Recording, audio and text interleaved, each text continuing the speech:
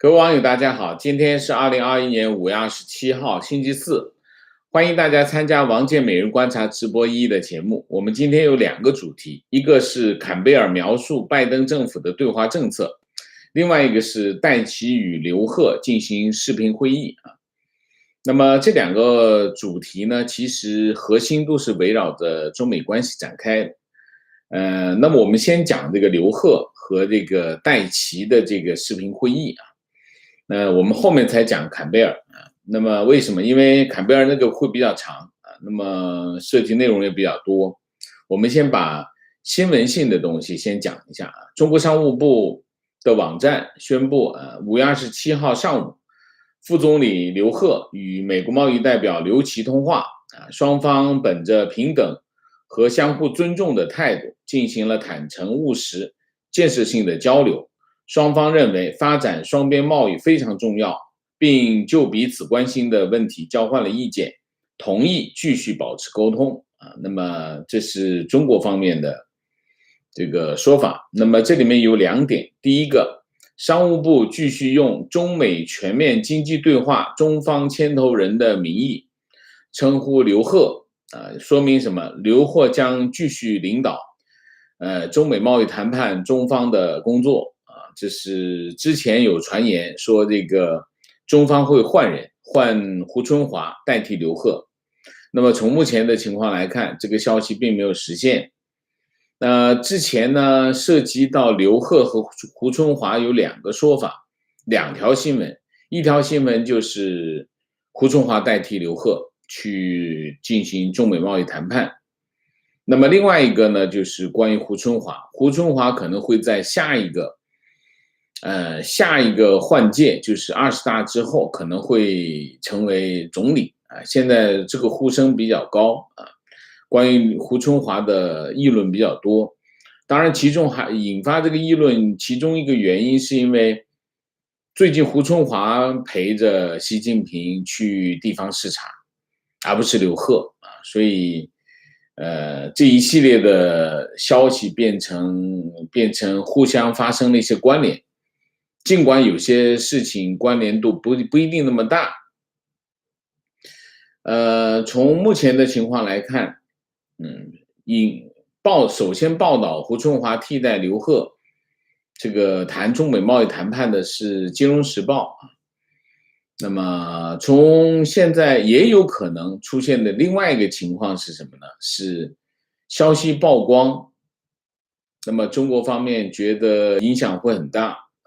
影响很大的话，那干脆就不换了，也有这种可能性就是原本就我们这叫什么？这在新闻上讲叫见光死啊，一见光就死了，算了，就不改了，也有这种可能性彭博社报道说在通话中，中方官员呼吁美国取消对中国产品征收的剩余关税并且放松对中国企业的制裁。尤其是对华为的制裁。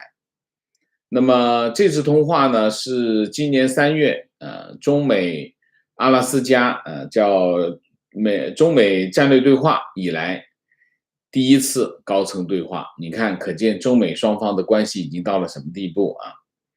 那么美国贸易代表办公室说，美国贸易代表戴奇与中方谈判代表国务院副总理刘鹤就贸易问题进行了坦诚交流。那么戴奇会谈中讨论了美国政府的贸易政策指导原则，以及他对美中贸易关系的持续评估那么美国贸易代表办公室说，戴奇提出了一些关切，但并没有详细说明关切的内容。戴奇表示期待与刘鹤的进一步磋商那么基本上就是这些那么彭博社5月26号说，这个中美双方在华盛顿时间周二晚上举行了一次工作人员级别的电话会议。那么通话中这个中方官员强调要求美方降低关税的重要性，认为这是两国关系下一步发展的必要组成部分。那么当然，这个工作人员级别的电话会议应该是为双方就是刘鹤跟戴琪之间的通话做的一个工作准备啊，应该是这个，包括双方会谈的内容啊、提纲等等啊，应该是这样。那么根据中美2020年1月签署的第一阶段协议，双方每隔6个月需要举行会谈，讨论协议的执行情况。那么戴琪曾经表示，希望中国方面履行贸易协议作出的承诺。那拜登政府专注执行现有的贸易协议和规则。到目前为止，拜登政府保留了川普时代实施的对华关税政策，就是继续征收关税，那么然后继续坚守这个中美贸易谈判第一阶段协议。那么5月5号，戴琪在这个一个活动当中表示，他尊重美中贸易政策需要保持连续性，包括去年由川普政府实施的为期2年的第一阶段贸易协议。戴琪说，这是我们已经达成的协议，是我们今后工作的基础，也是我们今后扩展的基础。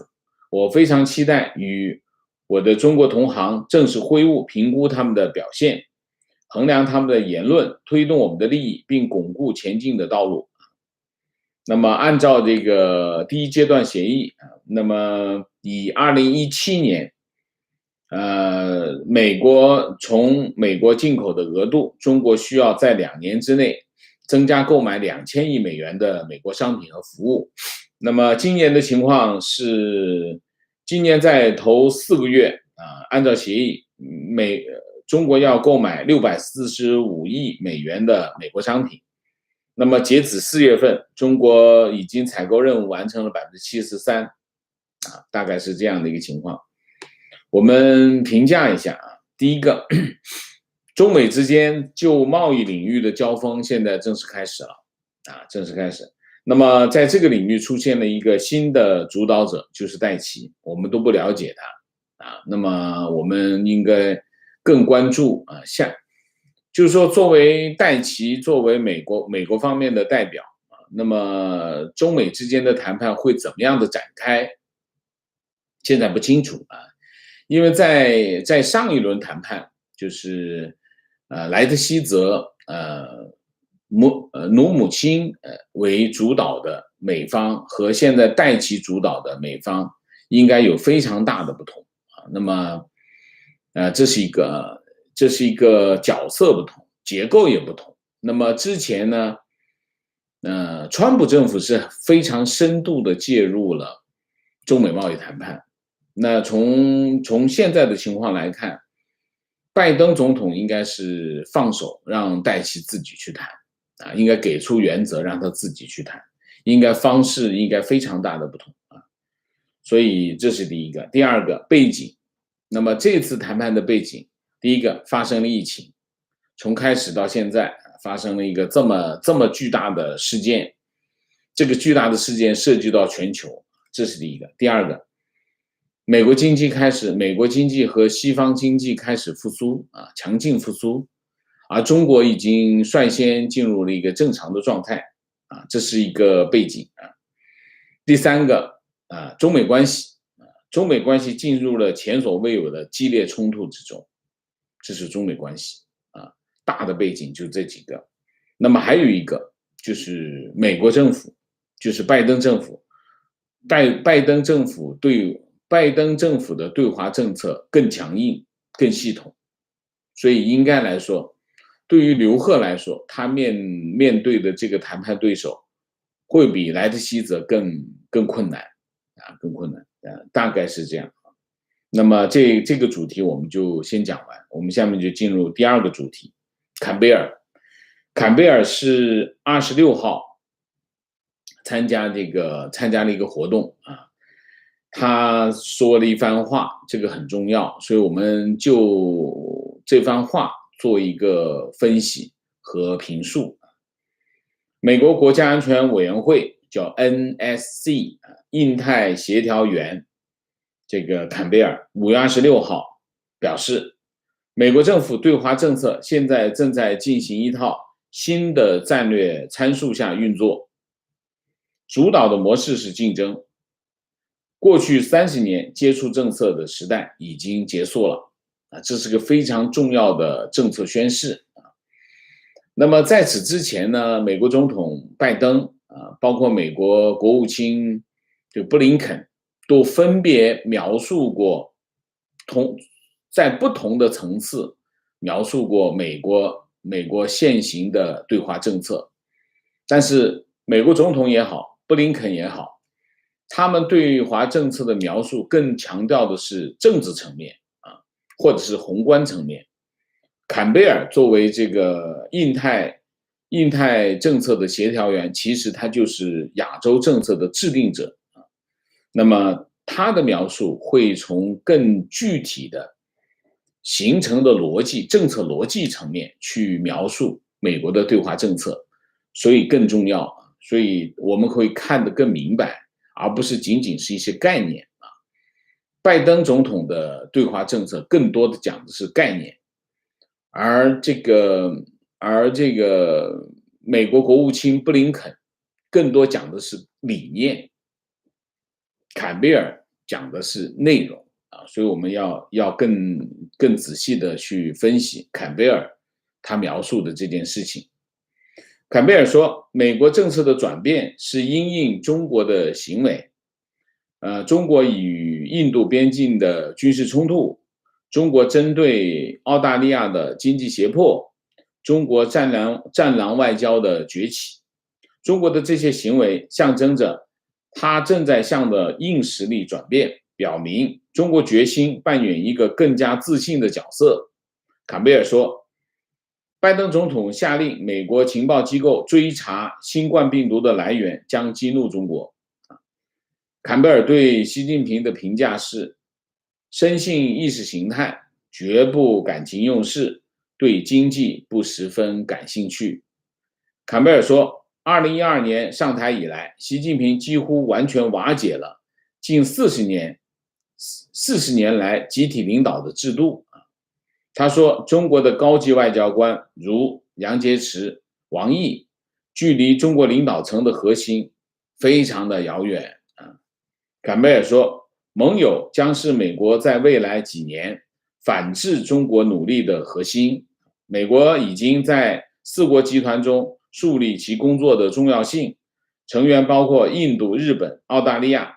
那么，拜登在白宫与外国元首首次会晤是日本首相菅义伟和美国总统文在寅。他说，我们相信和中国打交道最佳的方式是与盟友、伙伴和朋友合作。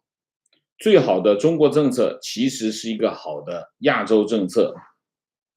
美国必须防止对美国在亚洲走下坡路的担忧，而且要积极推动亚洲经济愿景。他说，我们现在将我们的战略重点、我们的经济利益、我们的军事力量转移到印太地区，这是有史以来的第一次这是整个的他在这个活动当中关于美国对华政策的所有的描述就是这些。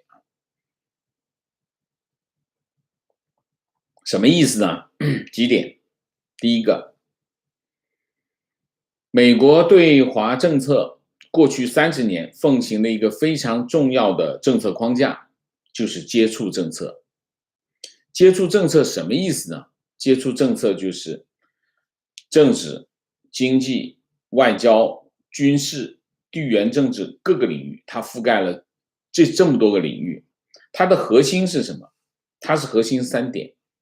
第一，在上述各个领域，就是美国要通过在上述各个领域，政治、经济、外交、军事、地缘政治等等，各个领域和中国保持接触和交集，形成双方的利益纠缠，从而改变并且约束中国。这是第一个，接触政策。接触政策就是全面的接触这是第一。第二，事实上这个政策框架忽略了一个基本的要素什么要素？中国经济实力增加之后，它产生的影响或者它改变的力量发生了置换。什么意思？就是说，实际上过去30年来，中国利用它经济实力不断增长的经济实力，反向的改变并约束了美国和西方国家。西方国家并没有在过去30年通过政治、经济、外交、军事、地缘政治等各个方面的接触，约束或者改变中国，没有实现这件事情，并没有实现，而是反过来，中国正在做反过来的事情。那么，而且他的做法是什么？他的做法就是用中国的逻辑和规则强加给对他形成经济依赖的国家。那我举一个最简单的例子，比如说新西兰，他就改变了新西兰。为什么？因为新西兰对他经济很依赖，那所以他改变了新西兰在人权上面的立场，在这个五眼联盟中间的立场等等，他其实是在约束新西兰，改变新西兰的行为。力量是什么？力量就是新西兰对他的经济依赖。实际上，过去30年，中国经济实力不断的上升，它反向的改变和约束了以美国为首的西方国家。这件事情是这么发生啊。那么，所以坎贝尔说的接触政策的时代，讲的就是这件事情。那么，拜登政府坎贝尔的这个政策宣誓意味着什么？意味着拜登政府彻底的放弃了所谓的接触政策的政策框架。这是第二点。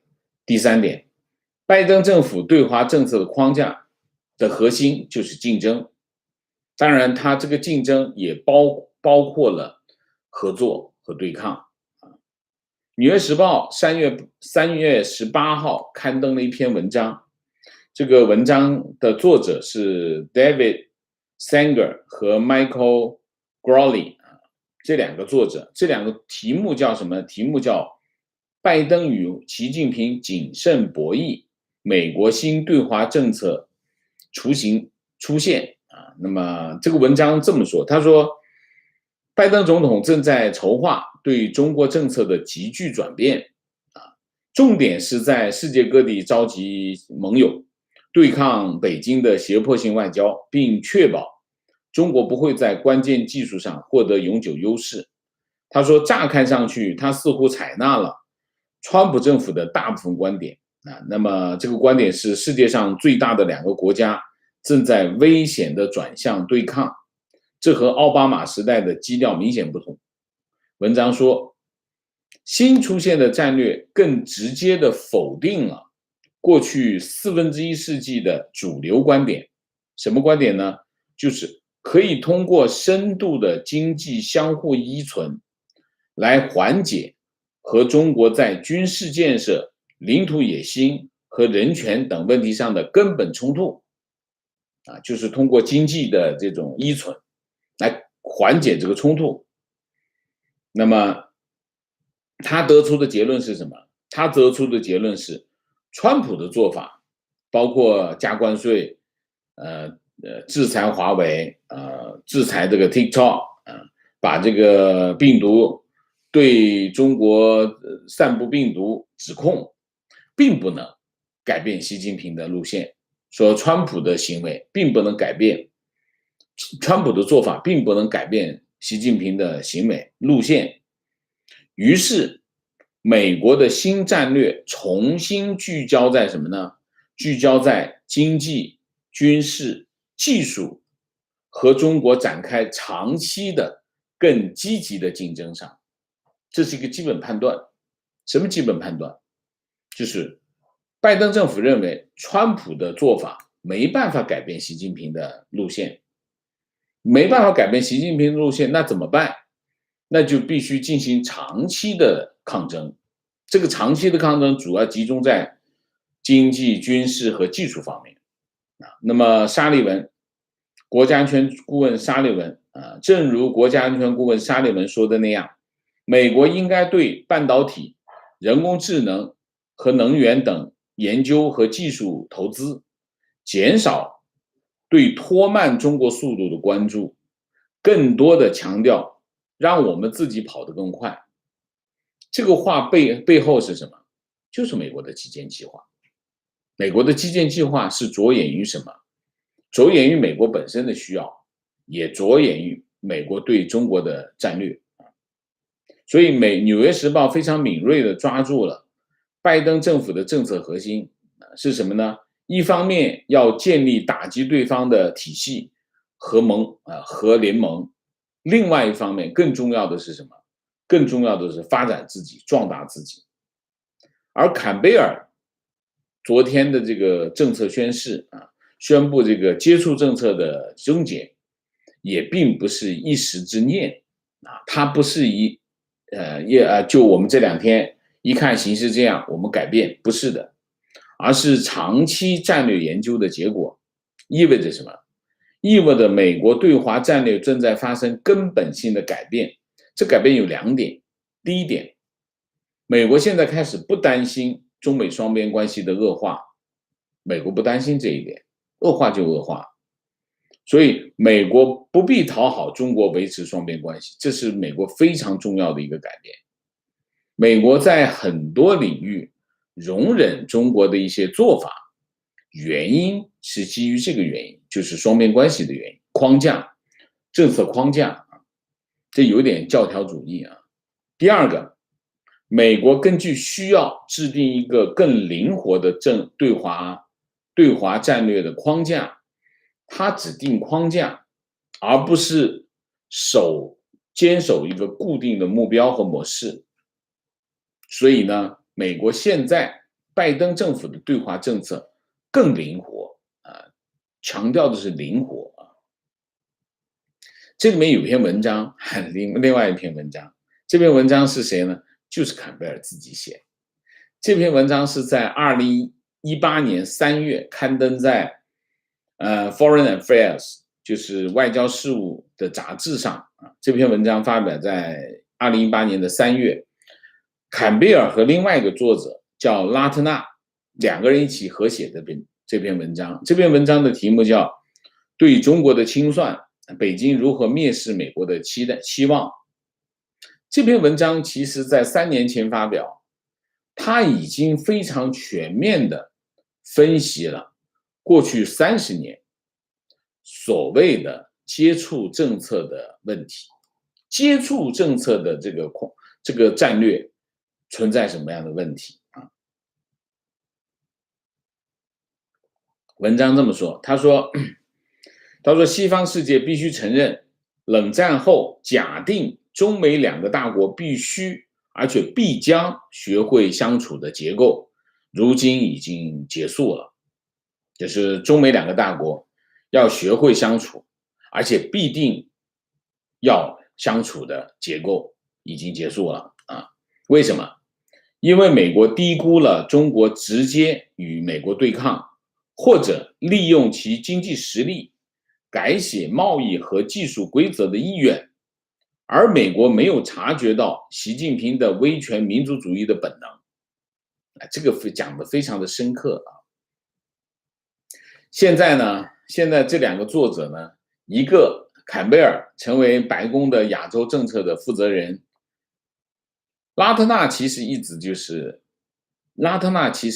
是这个拜登的助理那么现在被派到去国防部负责一个紧急的项目这个项目就是评估，这个项目就是用4个月的时间评估中美2国之间的军事竞争。那么当时派过去的时候已经是1月底2月份将近2月份的时候。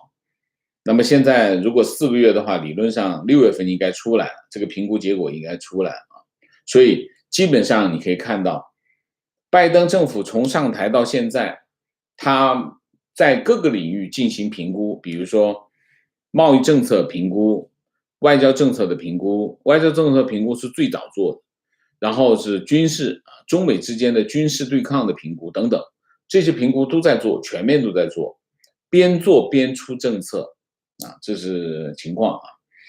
那么我就挑选了一些内容，基本上把这篇文章给主要的内容给拉出来，但是如果我不全部念的话，时间就有点来不及。不管怎么样，我先说说吧这篇文章还是讲的非常的到位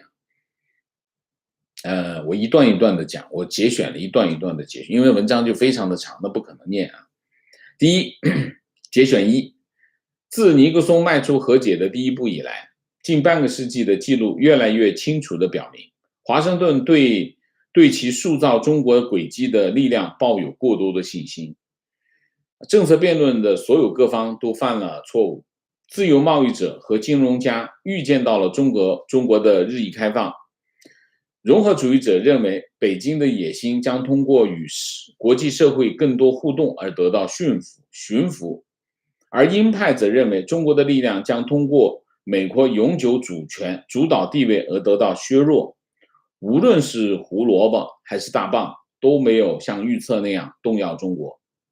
这一现实要求我们对第二段，这一现实要求我们对美国的对华方针进行清醒的反思。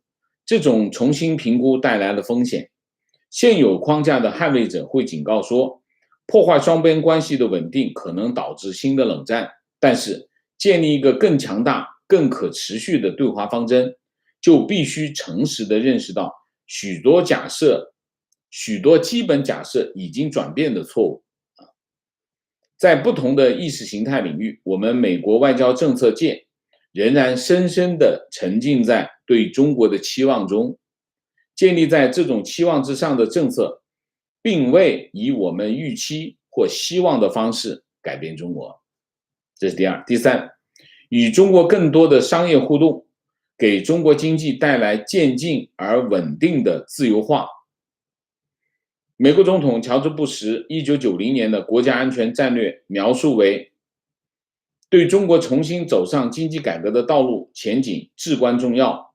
这一论述主导了几十年的时间，它促使美国在20世纪90年代给予中国最惠国待遇，2001年支持中国加入世界贸易组织，2006年建立高级别经济对话，在美国总统奥巴马领导下谈判双边投资协定。第四个节选。事实上，过去10年的事件，甚至使政治自由化的微小希望都破灭了。2013年，一份被称为9号文件的共产党内部备忘录明确警告，西方宪政民主和其他普世价值观是旨在削弱、破坏甚至分裂中国。这一指导意见表明，美国和中国对国家政治未来的期望差距越来越大。正如中国问题专家谢尔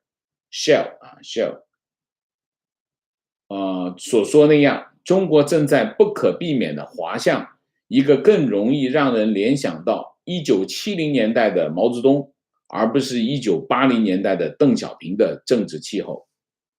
第5段，美国外交和军事力量的结合，萝卜和大棒，本应说服北京，使其认识到挑战美国主导的亚洲安全秩序既不可能也没有必要。在这种背景之下，美国官员相当谨慎，不希望跌入与中国对抗。政治学家约瑟夫·奈在克林顿政府期间领导五角大楼亚洲办公室的时候解释了这个想法。他说，如果我们把中国当作敌人，我们就会保证在未来成为敌人；如果我们把中国当作朋友，我们不能保证友谊，但我们至少可以保持更多良性结果的可能性。这非常的幼稚啊！你们看见没有？美国政策制定者他们原来是这么的幼稚，这么的书生气。你跟中共那种老奸巨猾的老油条比，会怎么样？那注定失败。但是对中国政府而言，中国在亚洲的联盟和军事存在对中国的利益构成了不可接受的威胁。用北京大学教授王吉思的话来说，中国人强烈地认为，华盛顿将阻止中国实现大国崛起，实现其目标，实现提高其地位。中国领导人不再重复邓小平的箴言，韬光养晦。习近平在2017年10月宣布，中华民族已经从站起来到富起来，再到强起来。华盛顿在很大程度上把注意力放在了其他方面。从2001年开始，打击恐怖主义耗尽了美国国家安全机构的精力，转移了对亚洲变化的注意力。而此时，中国在军事、外交和商业方面取得了巨大的进展。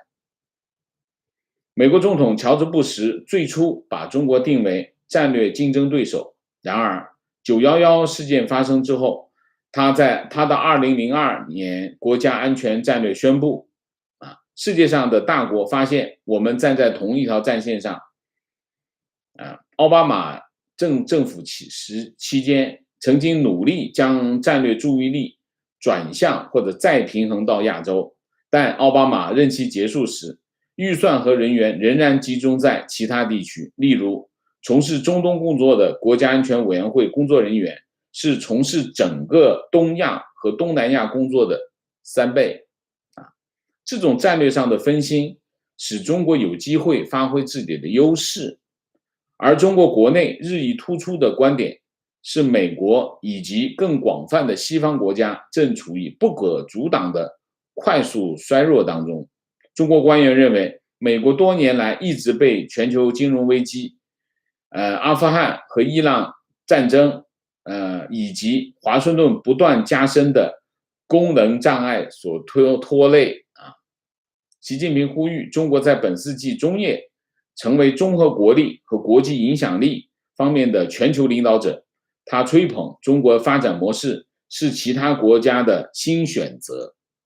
这就是坎贝尔他们对中国的认知，绝对不亚于任何一个中国问题专家。中国问题专家在这篇文章面前，都应该献出他们的膝盖。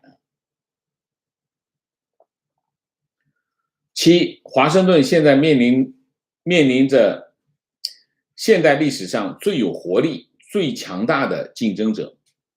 要正确面对这一挑战，就需要摒弃长期以来作为美国对华态度特征的希望主义思维。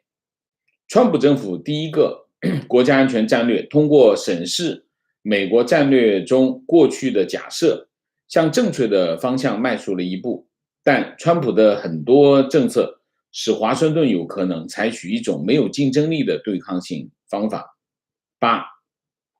最后一段无论是寻求孤立和削弱中国，还是试图将其改造得更好，都不应该成为美国在亚洲战略的支柱。这很重要。相反，华盛顿应该更多地关注自己的力量和行为，以及盟友和合作伙伴的力量和行为。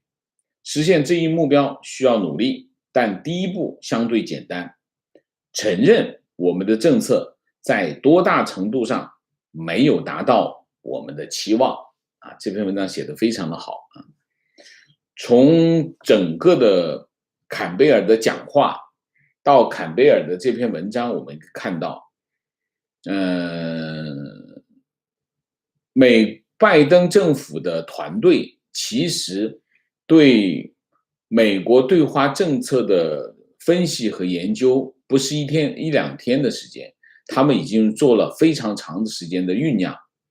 现在这个政策他们正在实现他们原来的这个规划，就是放弃过去30年的接触政策。我干嘛要跟你接触？不接触也没关系。就是这样。就是说，之前无论是布什政府也好，这个奥巴马政府也好，包括克林顿政府也好，其实他们就是我觉得坎贝尔讲的非常的准确，就是说他们有一个期望，他们的对华政策的框架有一个期望，就是说期望中国变成这样，所以他们就很小心，很小心的保护这个期望，然后制定这个政策去实现这个期望。但实际上是什么？实际上中国在过去30年完全没有满足美国的这种政策期望，可是他仍然维持这个政策框架，所以到了拜登政府，这个政策框架就被扔掉了，扔到垃圾桶里面去。这就是我们今天要讲的，我们的核心的主题，就是拜登政府彻底的放弃了过去30年奉行的对华政策、接触政策，然后他保持一个更灵活的政策框架。这个政策框架就是竞争，强大自己，同时打击对方，也和对方合作。这个很灵活啊，很灵活，不会为了期望而放弃原则立场，放弃即时的利益。这就是美国现在的政策。好吧，那我们今天的主题就讲到这里，我们下面进入互动。进入互动之前，温馨提示，请大家点赞，请新来的网友订阅，请大家加入我们的会员，支持我们做更好的节目。那么进入互动之后呢，请大家不要聊天啊。那么4个情况、问题、观点、情绪啊。好，明谢魏唐，谢谢 Kathy Z， 谢谢。观点：美国与欧洲达成一致，结成联盟，粉碎了中共用经济利益引诱这个法宝，对西方各国逐个击破的战法，这是中共没有想到的。中共一直认为资本的逐利性会压倒政治正确，西方国家不可能组成联盟。这个判断是错误的，应该是对的啊。观点：新西兰只是表面与中国妥协，五眼联盟才是新西兰的核心利益所在。我最近看了新西兰外长，就是那个有纹身，脸上有纹身的那个外长。那个外长之前讲过不要让我选边站的，讲了很多啊。现在最近他开始转了，改变他的口风了。然后新西兰的总理也开始说他发现有些东西没办法妥协了啊。所以你可以看新西兰其实他正在拐大弯，正在拐一个更大的弯。为什么我后来看了一些数据也发现新西兰跟澳洲还是不一样。澳洲对中国经济的依赖没有新西兰那么明显，新西兰更依赖中国，因为大量的在出口中国，就是说什么奶粉啊，这个乱七八糟很多啊，出口中国，所以它对中国市场的依赖更强。那澳洲其实去年到现在，澳洲其实面临了一个就是叫什么，就是过山车式的改变，就中国开始收拾它，去年开始收拾它，澳洲也很硬气，说没关系啊，你收拾我可以啊，我就找其他的买家呗。结果澳洲很多东西在其他地方卖得更好，比如说澳洲的那些龙虾啊什么的，这卖得更好，没关系。所以澳洲其实慢慢这一点其实说明了一个非常重要的一个改变，就是关于脱钩这件事情。脱钩这件事情，当然在川普政府时期，脱钩是川普的一个非常重要的对华政策，就想办法跟中国脱钩。那么实际上这件事情引发的后果不仅仅是美国在主动和中国脱钩，其实它引起了一个反向的效果，什么呢？中国也在主动的跟西方脱钩，他发现他有安全隐患，但是呢，他跟西方脱钩的能力就不如西方跟中国的脱钩能力。中国因为西方对中国的依赖无非是2个，一个是供应就是生产的这种日用品，因为中国是世界工厂，它生产的是世界大部分的日用品，那么对中国有依赖。另外一方面，西方国家有有很多的产品卖到中国去啊，中国市场很大，那么当然它卖的量也很大，就是这两点。但是你可以发现，西方跟中国脱钩呢，它有一个明显的好处是什么呢？就比如说我订单，我不往在中国下，我其他地方下不可以也可以，但是可能会贵一点，或者可能周期会长一点，它会有些不便。但是随着这个产业链的转移，那当你订单往另外一个国家转移的时候，那些产能也会往这些国家转移。产能往这些国家转移的后果是什么？后果就是脱钩。那么，所以西方国家对中国的脱钩，比中国对西方国家的脱钩更容易。中国就更难在哪里？中国对西方国家的依赖，更多的是中国自己做不到的。你比如说，发动机一些核心技术、芯片，中国自己做不到，那你脱钩就有困难。所以这两个其实是不对等，非常的不对等。所以我最近看到一个是这个，另外还有一个就是西方国家现在非常的敏感，对于中国市场、中国产业链的依赖非常敏感。昨天英国的贸易大臣，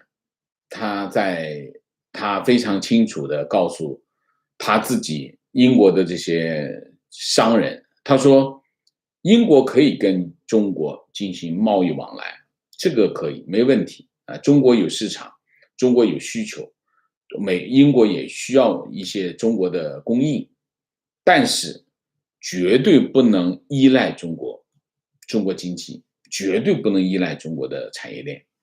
他说不能依赖，可以有往来。其实英国人很精明啊，非常精明，所以看得很清楚。所以其实你可以看到，就是说，大家千万不要以为意识形态不会影响啊，这商人重利啊，只要有利益就行了，不是的，不完全是这样，它会改变很多东西的。提问：毛时代有对老百姓洗脑的空间，现在老百姓背负很严重的债务，又有如此严重的贫富差距，中共的洗脑如何维系？杀了红二代的富豪来维系吗？现在文革2.0又如何与躺平抗衡？维系洗脑维系没什么维系的，就天天告诉你，不天天在看，你不天天在看手机吗？怎么洗脑？你在看手机的时候，你打开的正好是他给你的，你这在阅读他提供给你的信息，这个信息反映出来的内容，这个信息反映出来的意识，这个信息反映出来的指向，就是帮助你洗脑。你能离开它，你就不用被它洗脑。如果你不能离开它，你就一直在被它洗脑。所以怎么维系？不是他维系你，是你在维系他，是你在看他的东西，你就在维系他的洗脑系统。文革2.0如何与躺平抗衡？这个问题我不知道怎么答你，对不起，这么大的题目，不知道怎么答你，让我想一想好吗？观点：川普政府又指出了中共政府最害怕的情况，中共不等于中国老百姓，非常对。观点：普通老百姓要和世界多互动，让孩子多看看世界是对抗洗脑的良药，非常正确。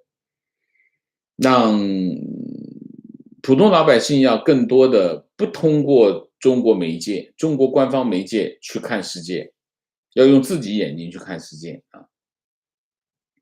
观点：当美国以及西方国家认清中共的本质以后，中共就惨了。中共统治下的老百姓作为代价也惨，作为国内的代价，我很悲惨、悲哀。为什么惨呢？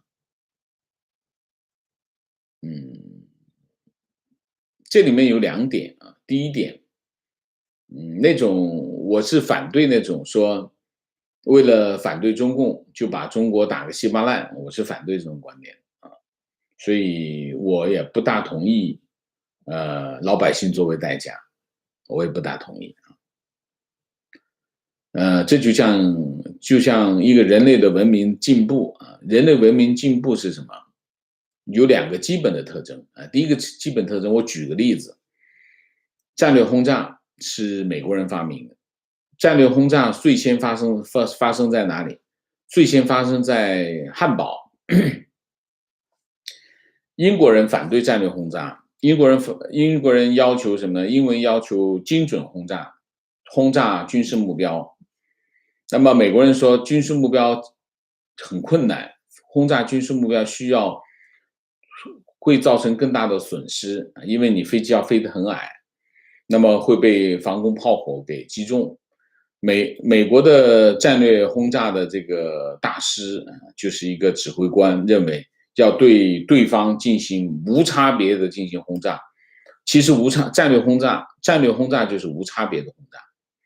无差别轰炸就是对一个城市进行毁灭性的轰炸，地毯式轰炸，不管是不是军事目标，全给炸了，就讲到底就全炸了，产生一种震撼力，就是摧毁对方的意志，削弱对方的战斗的意志，就是这个意思。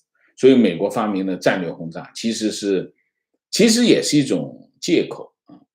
所以美国就首先第一个发生战略轰炸的地方是汉堡，第二个最大规模战略轰炸的就是东京，都死了非常多的人啊，这是一种战争手段。那么到了后来，你现在看一下，美国在打击这些恐怖分子的时候，现在的导弹是一个叫什么？我不知道那叫什么导弹。那个导弹打进去，这个导弹会生出6片刀片，就是刀片，直接把车里面的人给搅碎，连司机都不会受伤，就是这样。美国这个攻击那个谁叫什么？我忘记，苏莱曼尼好像是，就是一个这样的导弹打进去，司机都没受伤。这是什么？这就是人类文明的进步。人类文明的进步是什么？人类文明的进步就是我们在做一件事情的时候，我们要逐步的减少我们做这件事情的代价，就是减少这个代价，减少这个代价就是人类文明的进步。所以刚才那个网友说，中国的老百姓会变成这个代价，我觉得也不一定啊。就是我们还是要相信什么？我们还是要相信人类文明进步的力量啊，就这个意思啊。观点：普通老百姓到哪儿了？观点：拜登政府的专业团队对美国和中国以及盟友有长期的策略，庆幸在美国关键的时候出来，为有能力的领袖另外，王老师的视频是我现在观看的唯一的中文视频。祝王老师节目越办越好，谢谢，谢谢。观点：刚才网友问如何维系，可能是问民间的戾气如何找出口。他们的做法是让底层民众互害，相互成为戾气的出气筒，这也是社会越来越没有底线的原因。骂香港也有这个原因，自己吃屎，凭啥你们吃饭 ？OK，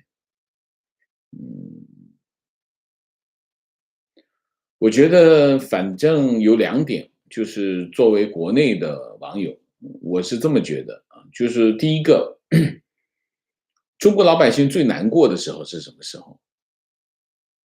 中国老百姓最难过的时候，就是中共最爽的时候，就是中共越强大，中国老百姓会越难过。大家记住这一点啊！中共通常你可以看王毅的脸，你就可以看出来，王毅原来那副脸撇着嘴，那副嘴脸，你发现没有？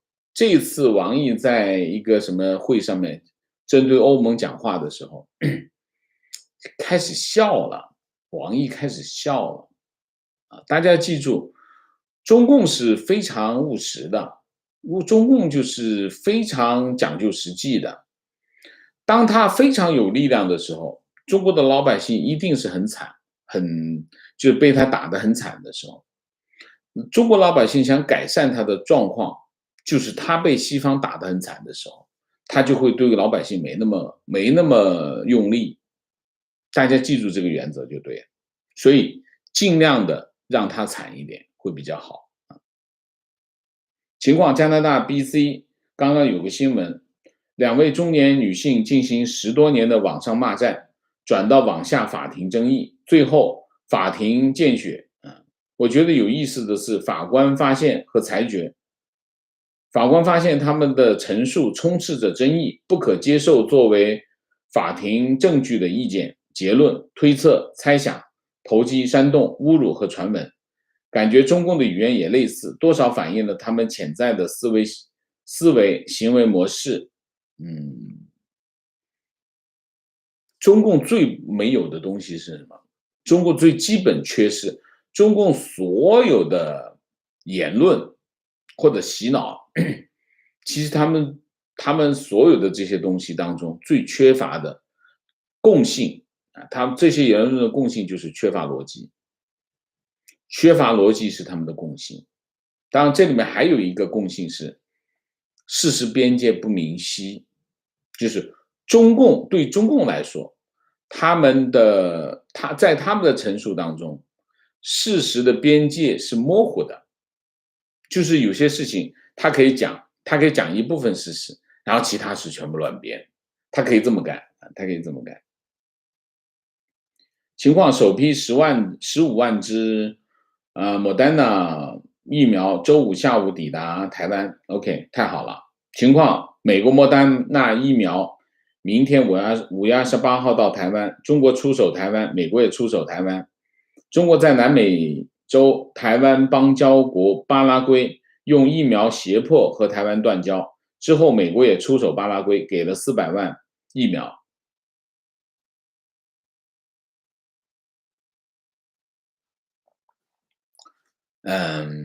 我觉得很搞笑啊，在疫苗这件事情很搞笑。最搞笑的是国民党，你想一下，两岸现在还处于交战状态，中国现在其实内战并没有结束，为什么？因为没有结果，双方仍然处于交战状态。那么台湾怎么可能去用中国大陆的疫苗呢？你用脚趾头都想得到，脚后跟都能想到，你怎么可能用他的疫苗？你怎么可能放心呢？